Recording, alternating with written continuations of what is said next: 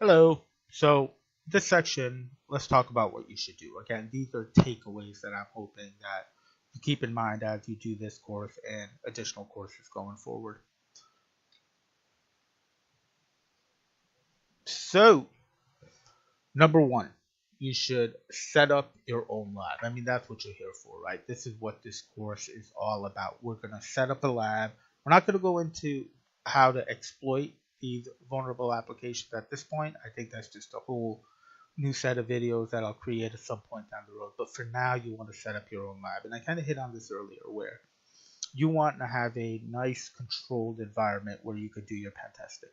In the event the virtual machine crashes, or in the event that you break something, or you shut a service down by accident, it doesn't matter because you're within your contained and controlled environment. If you're going to break something through the learning process, you want to do it through a controlled environment. So number one, set up your own lab. You're definitely at the right place for that. So good first step. Number two, we're going to be setting up vulnerable apps on your devices here, right? One of them is going to be called Damn Vulnerable Web Application, right? Like think about that, right? Just think about that name, Damn Vulnerable Web Application.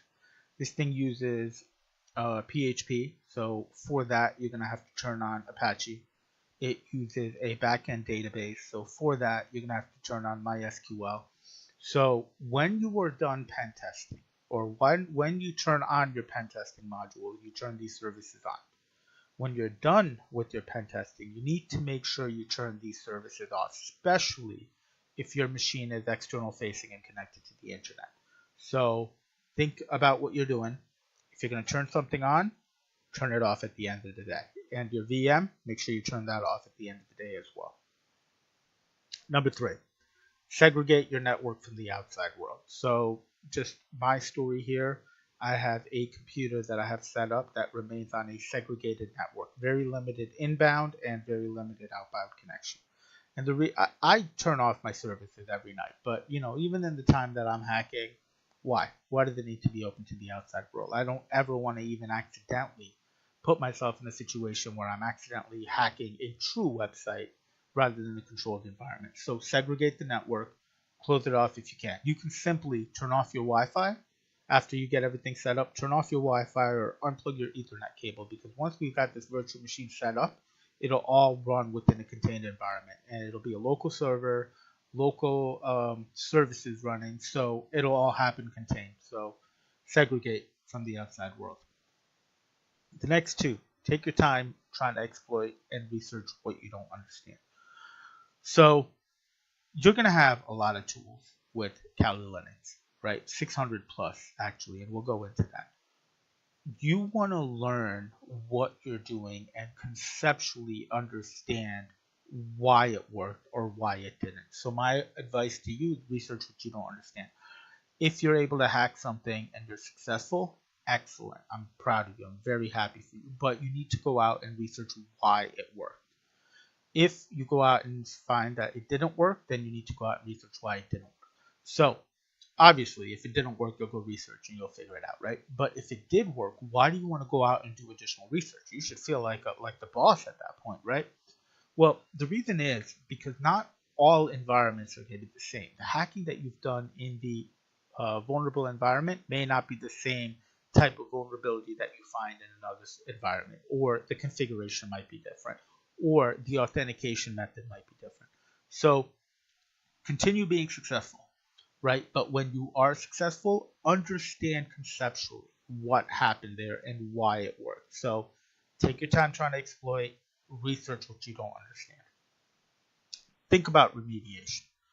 So going back to my story about stealing credit card numbers and stuff, um, you got to think back about what my boss said.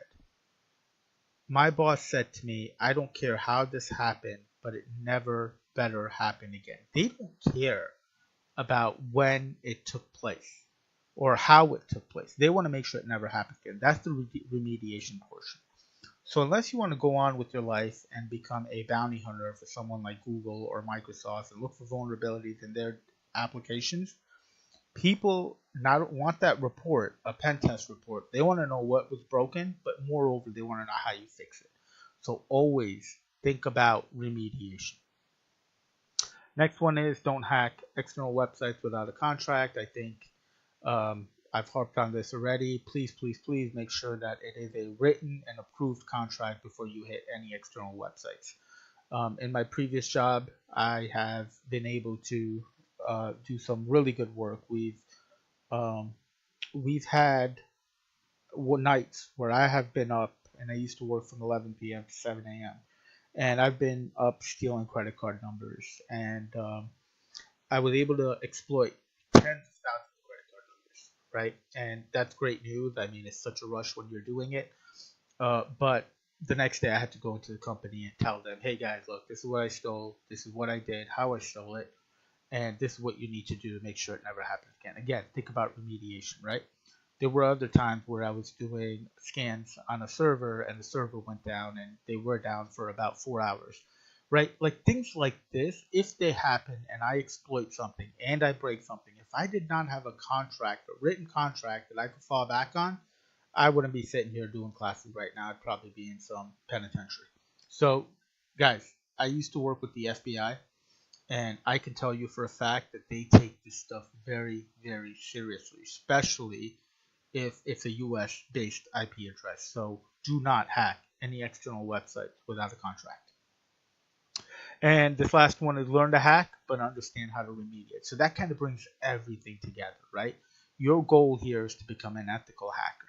Your goal, your end product needs to say what you did, how you did it, and how they fix this. Learn to hack, but learn to remediate.